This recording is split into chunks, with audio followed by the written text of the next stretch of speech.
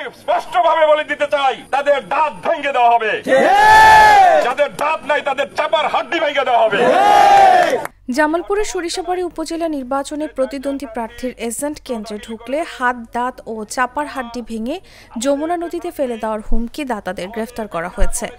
শনিবার দুপুরে জেলা প্রশাসক মোহাম্মদ শফিউর রহমান ও জেলা নির্বাচন কর্মকর্তা মোহাম্মদ সানিয়াজ্জামান তালুকদার সংবাদ সম্মেলনে বিষয়টি নিশ্চিত করেন।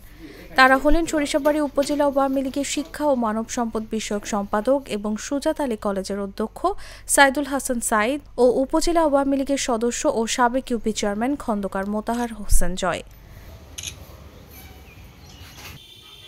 জেলা নির্বাচন কর্মকর্তা মোহাম্মদ সানিয়াজ্জামান তালুকদার জানান, চেয়ারম্যান প্রার্থী রফিকুল ইসলামের উপস্থিতিতে দুজন কর্মী যে বক্তব্য দিয়েছেন সেটি উস্কানিমূলক ও হুমকি স্বরূপ, যা উপজেলা পরিষদ নির্বাচন বিধিমালা অনুযায়ী দণ্ডনীয় অপরাধ।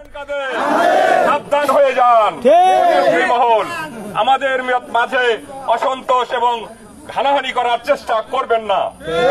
যদি করেন, আমি স্পষ্টভাবে বলে দিতে চাই, তাদের দাঁত ভেঙে দেওয়া হবে, যাদের দাঁত নাই তাদের চাপার হাড্ডি ভেঙে দেওয়া হবে। সুতরাং সব ধরনের প্রস্তুতি আমরা নিয়েছি। বিষয়টি বিভিন্ন গণমাধ্যমে প্রকাশ ও সামাজিক যোগাযোগ মাধ্যমে ভাইরাল হলে চেয়ারম্যান প্রার্থী রফিকুল ইসলামকে কারণ দর্শানোর নোটিশ দেওয়া হয়। একই সঙ্গে হুমকিদাতা দুজনের বিরুদ্ধে উপজেলা নির্বাচন কর্মকর্তা ও সহকারী রিটার্নিং কর্মকর্তা সাখাওয়াত হোসেন সরিষাবাড়ী থানায় মামলা দায়ের করেন।